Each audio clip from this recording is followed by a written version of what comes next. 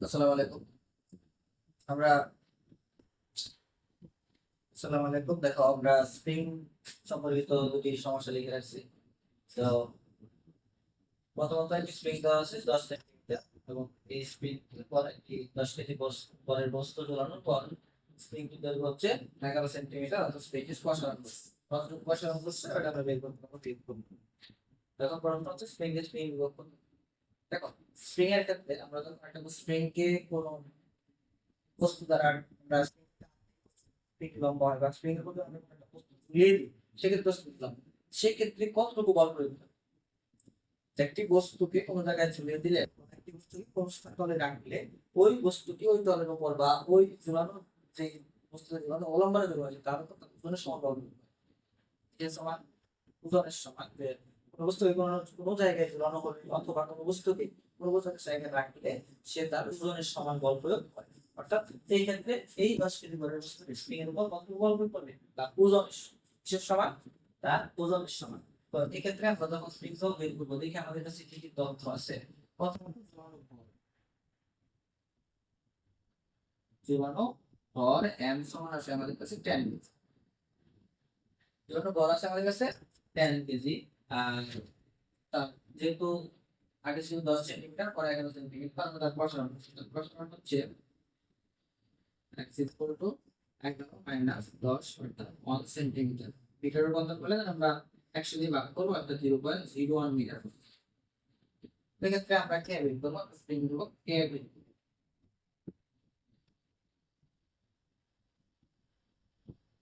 Spring কে বের করলে কি আর মানটা কত হবে, কে বের করবো আমরা। তো সেক্ষেত্রে আমরা দেখি কি লিখতে পারি। আমরা স্প্রিং এর ক্ষেত্রে কি জানি, স্প্রিং এর ক্ষেত্রে আমরা দুইটা ফর্মুলা জানি, f equal to minus x, w equal to, দুইটা ফর্মুলা আমরা জানি। দুইটা ফর্মুলা ক্ষেত্রে এই ক্ষেত্রে আমরা যখন ম্যাথ করবো তখন মাইনাস চলবে, আমরা মাইনাস শুধুমাত্র কি মান নিয়ে কাজ করবো, আমরা চিহ্ন নিয়ে কাজ করবো না। চিহ্ন হচ্ছে বিপরীত, যে সরণ যেদিক হয়, সংকোচন প্রসারণ যেদিক হয়, বল তার বিপরীতে কাজ করে। আমরা শুধু মান নিয়ে কাজ করবো। তো এই ক্ষেত্রে আমরা ডব্লিউ টা আজকে শুরু করতে পারবো না, যেহেতু আমাদের কাছে একটা শক্তির কোনো তথ্য দেওয়া নেই, কি পরিমাণ শক্তি জমা আসে অথবা ওই বস্তুর উপর কতটুকু কাজ করে ওই তথ্য দেওয়া। যদি ওই বস্তুর উপর কতটুকু কাজ করে সেই তথ্য দেওয়া থাকতো, ওই বস্তুতে কতটুকু শক্তি, মানে স্প্রিং এর মধ্যে কতটুকু শক্তি জমা আসছে সেটা দেওয়া থাকতো, সেক্ষেত্রে আমরা এটা করতে পারতাম।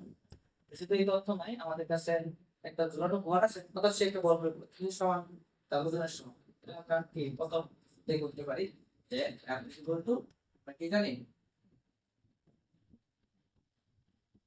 F equal to KS। আমরা মাইনাস নিলাম না, জাস্ট মানটা নিলাম, চিহ্ন নিলাম না। তো এই ক্ষেত্রে আমরা কি বের করব, কে বের করব। তো কে ইকুয়াল টু কি হবে, কে x যদি এই পাশে নিয়ে আসি উপর পাশে যাবে।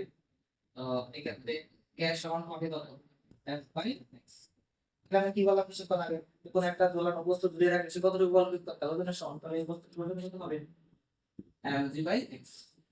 আমি এখানে আমরা কত রাখছিলাম, 10 কেজি। c কত, 9.8, x কত, 0.0। তাহলে যদি আমরা ভাগ করি, তাহলে আমরা 10 উপরে 100 পাবো, আরো 10, 1000, 9.8 উপরে 9800। আর আমরা তার স্প্রিং ব্যবহার করছি সেম। সেক্ষেত্রে আমরা পাইলাম স্প্রিং ব্যবহার কত, 9800 নিউটন পার মিটার। এখন দ্বিতীয় যে স্প্রিং কি পরিমাণ শক্তি জমা আছে, সেটা আমাদের এখানে ভাগ করা আছে 9800 নিউটন পার মিটার। আমরা যদি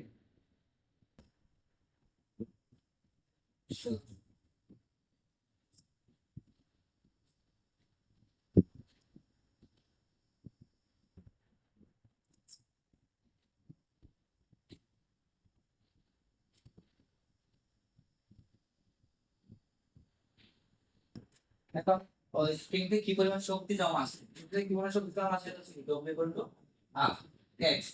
তাহলে আমার কে লাগবে, এক্স লাগবে। এটা তো আমরা মাত্র পাইলাম 9800 নিউটন পার মিটার। আর এক্স, এক্স তো আমরা জানি, এক্স তো মাত্র আমরা করলাম, এক্স কত ছিল, 11 মাইনাস 10, অর্থাৎ কত 1 সেন্টিমিটার। এটা মিটার রূপান্তর করলে হবে 0.01 মিটার। তো আমাদের কাছে যাবতীয় তথ্য আছে। তো আমরা 2 নাম্বারটা যদি করতে চাই, তো আমরা কি জানি সূত্র, W is equal to half K system এক্ষেত্রে আমার কি লাগবে স্প্রিং লোড লাগবে এবং সংকোচন প্রকাশন লাগবে। এক্ষেত্রে পয়সা কত হয়েছে? পয়সা হচ্ছে কত? 3.0 মিটার। আর স্প্রিং বক্স আমরা বের করছি 9,800 আর একটু কত হবে 9,800 x হবে কত 0.01 স্কয়ার 0.01 স্কয়ার 5,000 হবে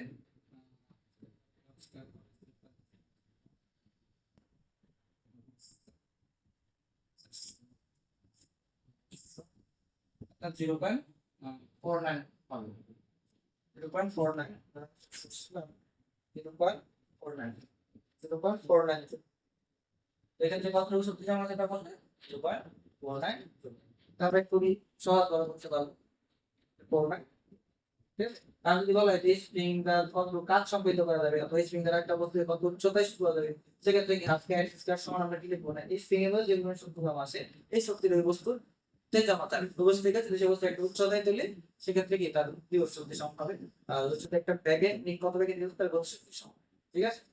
ধন্যবাদ সবাইকে ভালো থেকো ওকে থেকো